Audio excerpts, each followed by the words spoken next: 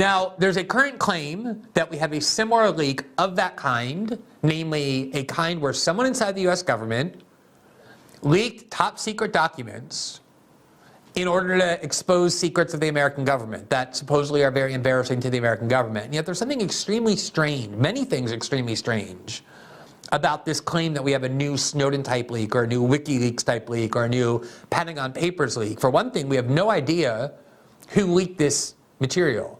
We don't even know the category of person. It's not that we don't know their name. We don't even know where they supposedly worked. We don't have confirmation they worked inside the US government. We have no idea who did that. We also have no idea what the motive is, because they didn't bring these materials to journalists and ask journalists to curate them and report on them, nor did they bring them to places like WikiLeaks, which might be willing to, in a very high profile and prominent way, leak them all or publish them all, or most of them. Nor did they publish these documents in a way that would be noticed. They started instead appearing back in January or February on very obscure places on the internet, including Discord servers, which are used for people who play video games. They can often be private. The first time they appeared, reportedly, is on a Discord server used only by a dozen people or so. And only from there did they make the leap to more populated forum on the internet. And then only in the last week did they start to appear in places like Telegram and more popular Discord channels, and now the media has noticed them. But there's no guarantee that these would have leaked, nor was there any attempt to direct how they ended up being disclosed or even what kinds of information is being covered. And the way the media is talking about this is very odd. I think raises more questions than it answers. So let's first look at what the media is telling you about this leak. Let's look at some of the documents themselves. We've picked the ones that we think are worth looking at. And then let's try and examine it. So first of all, we have the first story, which is from the New York Times, that we're going to bring up in just a second. There you see it on the screen. It is entitled, "How the Latest Leaked Documents Are Different from Past Breaches." That's an article from the New York Times today. Quote, "The freshness of the documents, some appear to be barely 40 days old, and the hints they hold for operations to come make them particularly damaging, officials say." This is how the New York Times frames so often what they do. They state something, and then at the end they add, "officials say." So they're not really technically affirming the veracity of this claim, but it sounds to the reader as though they are. They're stating something, namely the freshness of the documents, some appear to be barely 40 days old, and the hints they hold for operations to come make them particularly damaging, comma, officials say. So they're not, the New York Times is not saying that, anonymous officials are, namely US officials want you to believe this, which is why they've told this to the New York Times. This is by David Sanger today. He's a journalist who has all kinds of ties to the CIA, to the US security state. He has spent years, decades, publishing authorized leaks from sources inside the intelligence community. That's what he does. This is what the article says. Quote, "When WikiLeaks spilled a huge trove of State Department cables 13 years ago, it gave the world a sense of what American diplomats do each day. The sharp elbows, the doubts about wavering allies, and the glimpse of how Washington was preparing for North Korea's eventual collapse and Iran's nuclear breakout." Now let me just stop there. It is unbelievable to describe the WikiLeaks disclosures that way. He's doing it on purpose to make it seem like it was a completely unjustified and banal leak that didn't really tell you anything about the world other than giving you a, quote, sense of what American diplomats do. This is just the business of diplomats. They throw sharp elbows, they have some doubts about wavering allies, and you got some glimpses about how Washington was preparing for North Korea's eventual collapse and Iran's nuclear breakout.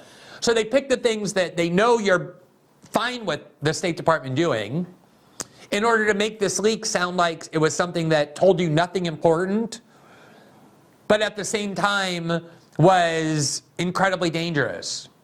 Now, this eventual collapse of North Korea, I don't think we have that yet. This is 13 years later, so there's no collapse in North Korea. Maybe eventually means 100 years from now. And Iran has not broken out in the sense that it has nuclear weapons. Nobody claims that. But these are things that you would want the government to be doing, and that's why the New York Times purposely described the WikiLeaks releases in this way, to make you think these WikiLeaks releases told you nothing but endangered the public. In reality, the exact opposite was true. They revealed all kinds of secrets about tens of thousands of people, innocent civilians that the United States government, the military had killed in Afghanistan and Iraq. They had revealed a video showing the US government, the US military gunning down innocent people, including journalists who worked for Reuters when they were on the ground and scrambling to try and leave. They revealed widespread and rampant corruption among all kinds of US allies in Saudi Arabia and Bahrain and Jordan and Egypt, and all kinds of lies about a whole range of issues that the US government told the public. But it's bizarre, although not really, that David Sanger, who's an ally of this intelligence services, would start off his article trying to demean WikiLeaks' releases, knowing Julian Assange is in prison. This is the way that a CIA agent who hates Julian Assange would describe those releases, not the way a journalist would. So already you know that he's surveying here an agenda that is the US security state's agenda. That's what he always does, but this is the first clue. Now here's the second one. This article, this paragraph enrages me. It's full of lies, as I will document in a minute once I show you what this article says about these new leaked documents, but I nonetheless want to note it now. He's now moving on to the Snowden leaks, and this is what he says about the Snowden leaks. When Edward Snowden swept up the NSA's secrets 3 years later, Americans suddenly discovered the scope of how the digital age had ushered in a remarkable new era of surveillance by the agency. This is what he says the NSA's Snowden reporting revealed. Enabling the NSA to pierce China's telecommunication industry and to drill into Google's servers overseas to pick up foreign communications. So in David Sanger's telling, the only thing the Snowden reporting did was reveal that the NSA was spying on China, something that every American would be okay with them doing, and drilling into Google servers to pick up foreign communications, which most people would probably be fine with as well. That's a complete lie. The crux of the Snowden reporting showed how the NSA was spying on the conversations of American citizens, the telephone activities of Americans, to the point that courts were able to rule them unconstitutional, as I said earlier. But again, if you work for the NSA, this is what you would want people to think the Snowden reporting was about. He's counting on the fact that it's been 10 years and people don't remember. So he's just rewriting history. And I will show you that the only people who ever revealed any secrets about how the NSA spies on China is the New York Times itself, not any of the other journalists who actually worked with Edward Snowden. So we'll get to that in a minute. Now, they go on, the New York Times does. The cache of 100 or so newly leaked briefing slides of operational data on the war in Ukraine is distinctly different. The data revealed so far is less comprehensive than those vast secret archives, but far more timely. Now, I'm not sure that that's even true. There were Snowden documents that we began reporting on in June that were only 3 months old. Snowden gave us the archive only a couple months before we began reporting. There were some that were only 2 or 3 months old. So that's not even true anyway. And it is the immediate salience of the intelligence that worries White House officials and Pentagon officials. Some of the most sensitive material, maps of Ukrainian air defenses, and a deep dive into South Korea's secret plans to deliver 330,000 rounds of much-needed ammunition in time for Ukraine's spring counteroffensive is revealed in documents that appear to be barely 40 days old. It is the freshness of the, quote, secret and top-secret documents and the hints they hold for operations to come that make these disclosures particularly damaging, administration officials say. On Sunday, Sabrina Singh, a Pentagon spokeswoman, said U.S. officials had notified congressional committees of the leak and referred the matter to the DOJ, which has opened an investigation. The 100-plus pages of slides and briefing documents leave no doubt about how deeply enmeshed the United States is in the day-to-day conduct of the war, providing the precise intelligence and logistics that help explain Ukraine's success thus far. While President Biden has barred American troops from firing directly on Russian targets and blocked sending weapons that could reach deep into Russian territory, the documents make clear that a year into the invasion, the United States is heavily entangled in almost everything else. Did we not know that yet? That the United States is heavily involved in the war in Ukraine with everything except combat troops on the ground? I mean, the Biden administration boasts of how much it's done for Ukraine. Republican members of Congress, including Kevin McCarthy today, demanded that the Biden administration do everything possible to ensure Ukraine wins this war. So what exactly here is it that these documents have revealed that are so bothersome to the United States? Nothing really. I mean, you can look at them in a certain way and say, well, the United States doesn't want it known how they have special services stationed and deployed in Ukraine.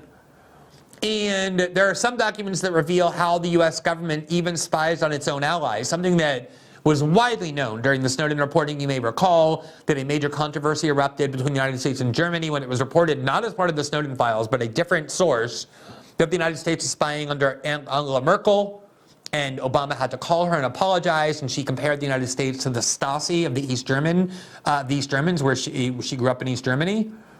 So, and there was a similar diplomatic scandal between the United States and Brazil when we did report, based on the Snowden materials, that the Obama administration was spying on the personal cell phone call of Brazilian President Dilma Rousseff, the Brazilian oil company Petrobras, all kinds of economic conferences. So all of this has been known for a long time. So I don't even feel like, let alone can point to anything specific that makes this seem like it's the kind of leak like the Pentagon Papers or the Snowden reporting or WikiLeaks that is really bothersome to the United States, in the sense that it would cause scandal and disrepute for American leaders. The Pentagon Papers showed that the American government lied to the American people about the war in Vietnam for a decade. The Snowden reporting showed that the US government was spying on its own citizenry in violation of the Constitution and the law. WikiLeaks showed all kinds of hidden war crimes. What did these documents show that are similar to that would really be upsetting and destabilizing to the United States? We keep hearing that they're like those other cases. We keep hearing from the US government about how disturbing this leak is. I haven't really seen anything in these documents yet that would be comparable.